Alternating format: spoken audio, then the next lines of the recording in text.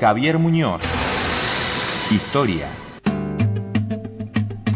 Hablamos del profesor Javier Muñoz, docente, investigador de nuestra Universidad del Comahue. ¿Cómo le va, señor? Buenos días. Muy bueno, buenos días. ¿Cómo está usted? Bien, y ansiosos porque mañana cumplimos 25 años. 25 años en la historia puede ser mucho, poco, no sé, pero para nosotros es muy significativo como integrantes de esta radio pública y universitaria, ¿no? ¿Qué te parece? Es una cosa muy importante. Sí. 25 años al aire, con todas las dificultades que existen o existieron en su momento.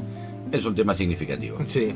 Y más aún porque hay que sostener un proyecto de comunicación en una zona difícil, digamos, ¿no? Donde no hay tanta historia. Estuve por Córdoba recientemente, me acordaba de usted, porque una radio emblemática de aquella zona, la Sí. LB3, ya empezó a festejar los 400 años de la Universidad Nacional de Córdoba, Sí, que sí, correcto. se va a producir el año próximo. El próximo año. Sí, ya comenzaron los festejos. Ya comenzaron los festejos. Yo así estuve que en los 500 años del Colegio de Abogados de Madrid, Ilustre Colegio de Abogados de Madrid. Ujú. Hace unos años cumplieron sus 500 años. Sí. Otras instituciones, bueno, Córdoba es una ciudad muy importante. Sí, indudablemente. Y hablando de Córdoba, Sí. esta semana hemos referenciado, profesor, el 29 de mayo de 1969. Básicamente se ha hablado bastante, por lo menos en esta emisora, a través de los programas que tienen los docentes universitarios en su pancarta de radio, a través del Foro Argentino de Radios Comunitarias. Nosotros mismos hemos preparado un especial con voces de Agustín Tosco, Sí. de otros referentes de aquella época. Se habló del cordobazo. ¿Qué fue el cordobazo concretamente? El cordobazo es un hecho más luctuoso dentro de la historia argentina, ¿no? Tiene varias formas de verlo. Yo diría que uno es el análisis con el cual yo parto es dentro de lo que fue el gobierno de la autodenominada Revolución Argentina, y esto es un proceso dentro de esta revolución.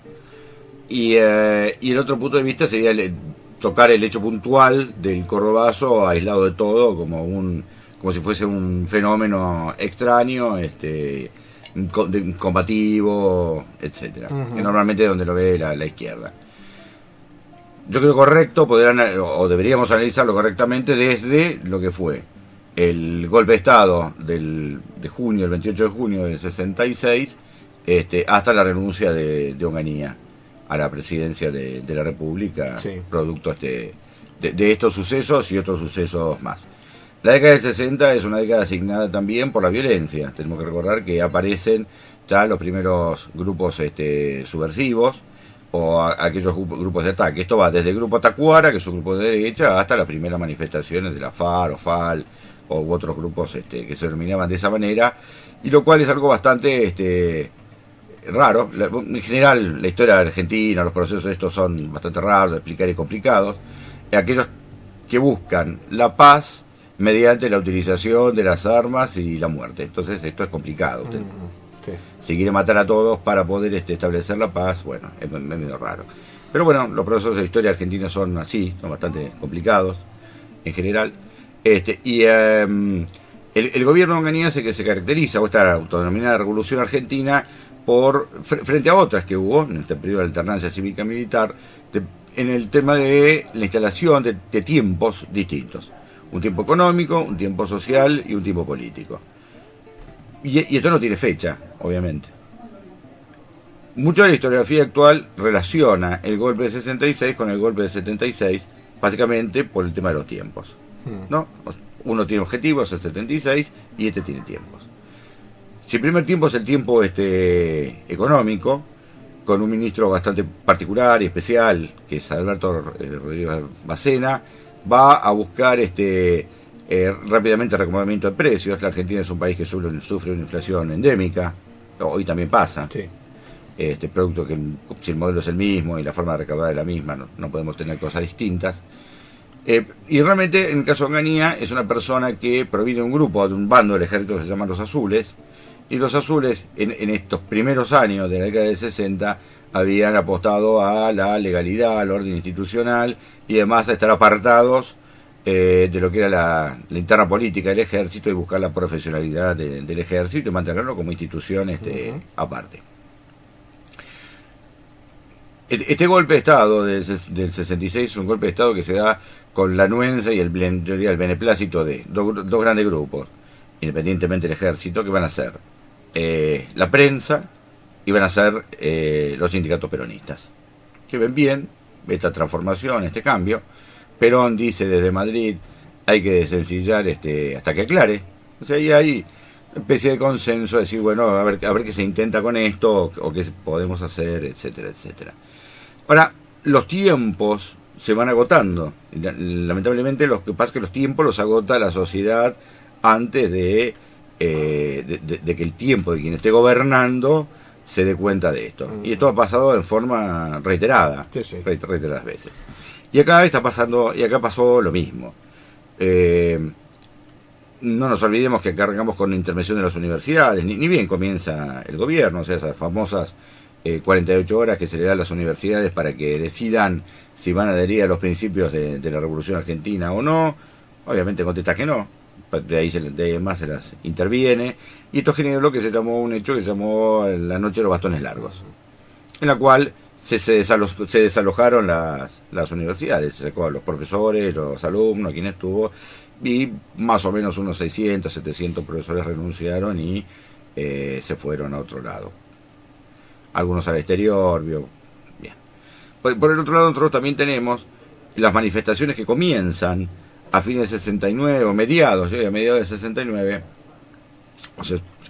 fines de 68 y principios de 69, en distintas ciudades. Es significativo que unos días antes de esta manifestación tan importante como de mayo del 69. De mayo del 69, sí, debemos pensar que en Francia había ocurrido el Mayo francés, 68. En México había ocurrido lo mismo. Y todo esto terminó también con muertos. Y además en Estados Unidos había comenzado también en 68 ya una acción muy importante en contra de la guerra de Vietnam. Frente a esto tenemos algunos comunes denominadores. Primero, la juventud, y segundo, en el caso francés, estudiantes universitarios, y también inmediatamente se van a plegar los obreros, y además vamos a tener, México pasa algo parecido, entendió que la sociedad mexicana es distinta a la argentina y muy distinta a la francesa, obviamente, pero bueno, vamos a tener que esos son los comunes denominadores, y lo otro es la utilización de barricadas, es un símbolo. La barricada después de la Revolución Francesa es simbólica, ¿no? Es hasta acá llegarán, esto, bueno, tiene algunos significados en historia y en política, y política también. El límite, hasta ahí. Es un límite, sí. Es un límite. Obviamente mantener un límite cuando usted tiene del otro lado la fuerza de seguridad, que en el caso de Cordobazo siempre usted véalo, lo que es un reclamo estudiantil primero, o sea, antes tenemos el Rosariazo, sí, que comienza a ser un reclamo estudiantil, un reclamo obrero. Estamos hablando de una Argentina donde Córdoba es la segunda región más desarrollada, producto del desarrollismo de Frondizi, donde la industria metal mecánica es muy importante. Rosario tiene una industria metal mecánica importante, y si usted tiene que simplificarlo, vamos a dos reclamos que son de carácter económico o de prebenda. En el caso de la universidad están los universitarios en contra de los exámenes de ingreso, etcétera, en la Universidad de Córdoba, y por otro lado se está la suspensión del comedor universitario. Claro, todo lo que se da en ese contexto de intervención de las universidades. Sí. Y además, vamos a decir que el gobernador interventor, Caballero, no es una persona de lo más simpática. Como no lo va a ser el próximo tampoco, que va a producir un fenómeno coletazo del Cordobazo, que es el Vigorazo. Tampoco son personas simpáticas, son en el sentido querido, popularmente. Eso por el lado de los estudiantes. Esto por el lado de los estudiantes. Ahora, por el lado de los obreros, la industria metalmecánica no estaba recibiendo en general unos sueldos como los que pretendían. Pero esto es un problema ya del sindicalismo argentino. El sindicalismo argentino pretende, las soluciones no son las japonesas, que para humillar a sus empleadores trabajan el doble. O sea, acá la política de los 60 ha sido el paro parcial, el paro general, la toma de la fábrica, pero esto viene desde mucho tiempo atrás. Iniciado los 60, esto es una constante, en búsqueda de mejores salariales, pero básicamente de posicionamiento político. Sí. La CGT ya estaba dividida en dos grupos, por lo menos en dos grupos. El grupo de Bandor por un lado y el grupo de Ongaro por el otro. La CGT de los argentinos y la CGT, la que tiene las tres siglas. Frente a este clima, y en una ciudad que yo diría es industrial, como la ciudad de Córdoba, estamos hablando de una industria mediana, o sea, una industria liviana, fundamentalmente metal mecánica, con una tradición de participación universitaria y de debate universitario muy importante, es en el lugar, en una manifestación que algunos dicen es espontáneo, pero se acordó la marcha el día anterior, o sea, entonces la espontaneidad de acordar una marcha el día anterior, bueno, ya no podemos decir que esto fue muy espontáneo, sino que iba a ser una marcha pidiendo estas reivindicaciones. Bien. Durante la marcha por la avenida Vélez Sarsfield, lo que se va a producir es el enfrentamiento con la policía y además el enfrentamiento de distintos grupos armados. O sea, yo quiero desmitificar con esto. Hay francotiradores civiles en los techos. O sea, entonces usted me dice que esos francotiradores que están en los techos con bombas Molotov y rifles son estudiantes universitarios. Bueno, yo veo que estamos desvirtuando todo. O sea, esto no es así. Los estudiantes universitarios no están armados, ¿me entienden? No, sí, queda claro. Bien. Pero algunas personas van a decir que sí. Quienes tratan de copar este acto evidentemente fue la izquierda y de reivindicarlo.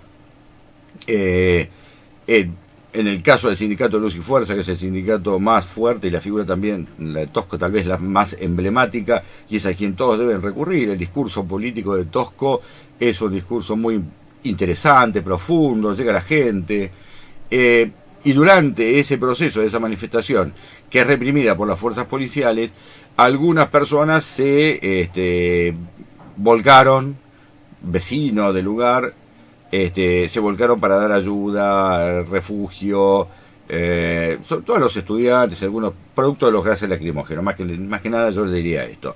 La respuesta frente a esto, ya cuando este proceso se desmadró, o sea, ya no hay una manifestación, sino que hay un desbande en general y hay un enfrentamiento. Una batalla, podríamos decir. Es muy grande la palabra batalla, pero es enfrentamiento entre las fuerzas policiales, los lanzagases. Frente a esto se elaboran estrategias. O sea, hay que prender cubiertas, etcétera, o generar llamas para poder disuadir los gases. Bueno, hay una estrategia que no es momento de explicarlo acá, pero bueno, que también los utilizan. También se van a producir robos, saqueos, rotura de vidrieras. Bueno, imagínense que esto es un proceso que se desarrolla en la Argentina. Bien. Se desmadró y ya estamos. Ahora bien, esto significa que el general Onganía ordena al comandante jefe del ejército, que era Lanuse, que ordene al tercer cuerpo de ejército que tome intervención, porque es la única manera. En la lógica del pensamiento militar, esto tiene una razonabilidad, porque es obligación del Estado mantener el orden público. Sí. Además, no se olvide que está hecho por militares esto. Sí. Entonces, inmediatamente, el ejército, el tercer cuerpo de ejército sale a Córdoba y toma la ciudad. Le costó más de 24, 25 horas. En el camino hay corte de luz, imagínense, luz y fuerza. Claro. Se cortan la luz. Lo primero que hacen es cortar la luz de todo Córdoba. Esto dificulta las operaciones de todos lados. O sea, primero, quienes tenían que regresar a su casa, recoger heridos. Estamos hablando acá, por lo menos hay una docena de muertos en los primeros momentos, por lo menos. Y luego, finalmente, al otro día tratar de restablecer el orden. En alguna bibliografía dice que simplemente el orden se restableció en las 24 horas. Yo le diría que tardó un poco más en restablecerse el orden, por lo menos el orden público, limpiar las barricadas. Es notable ver en algunos de los videos que se pueden encontrar en internet la cantidad de autos particulares que hay quemados. Hay autos pequeños, Fiat 600, Citroën, autos de poca monta o de poco valor, absolutamente significativo. Para Córdoba el automóvil es una cosa muy importante, los desarrollaban y los hacían ahí. Producto del Cordobazo y de esta rebelión pasan dos cosas, y yo creo que las dos cosas que son nefastas. Un mes después es asesinado Bandor, miembro de la otra CGT. O sea, primero perdió parte del poder y es asesinado, lo asesina un grupo de izquierda, lo cual suma más violencia todavía. Y por el otro lado, el Tosco es encarcelado unos años, ¿no? Se le da 8 años de prisión, está encarcelado unos años, finalmente va a morir de cáncer, ¿no? Que es algo distinto a lo que pasaba. Lo que va a ver este Cordobazo es, básicamente, hace mella importante sobre el gobierno de Onganía, sobre este gobierno de facto, en alguien que pensaba que vino para quedarse, y que esta situación se podía mantener durante más tiempo, o sea, aunque hubiese rebeliones. Y esto motiva al ejército, ya que el Cordobazo y todo lo que esto trae en consecuencia, el viborazo y otras manifestaciones más. O sea que lo que está marcando es, llegó el tiempo social, llegó el tiempo político. Y esa fue la realidad. Frente a esto también tenemos otro acontecimiento en el 70, que va a ser el asesinato y la muerte de Aramburu. Con puntos suspensivos, terminamos habitualmente las charlas que cada jueves tenemos con el profesor Javier Muñoz. Y como siempre, la recomendación, por lo menos lo que usted nos puede sugerir, profesor, como para encarar este tema, entrarle a este tema, que aparece en los medios de comunicación así de manera esporádica, ¿no? Recordando una fecha, hablamos esta semana, como decíamos aquí en la radio, bastante del Cordobazo, pero después desaparece. Para analizarlo así en profundidad, ¿por dónde deberíamos ir? En Piña publicó, le digo, siempre desde el punto de vista de la divulgación, ¿no? Sí, que, claro. que es lo importante, estamos en una radio Sí. que busca divulgar, la radio Sí, universitaria busca justamente eso, divulgar. Hay un libro de Piña que habla sobre el Cordobazo también, por una publicación de Planeta del 2005. Me parece interesante también siempre la historia argentina por editorial sudamericana, que es muy nueva y realmente las personas que trabajan ahí lo hacen muy bien, y lo han hecho muy bien. Y aquellos que les guste verlo en video, ver los hechos, la imagen impacta siempre mucho, lo pueden ver, el canal Encuentro ha dedicado. Sí, es verdad, ¿no? eso. Sí. Y usted lo puede levantar de YouTube, de cualquier lado, y me parece muy interesante. Es importante la divulgación que se ha hecho desde Encuentro, ¿no? Con el ciclo de historia. Sí. Como siempre, un gusto compartir el aire con usted, profesor. Muy bien, placer. Hasta la semana que le viene. invitamos mañana para compartir estos 25 años, tomarse un cafecito, un matecito. Aquí estaré para el asado. Bueno, gracias, Javier Muñoz. El profesor Javier Muñoz, docente e investigador de la Universidad Nacional del Comahue.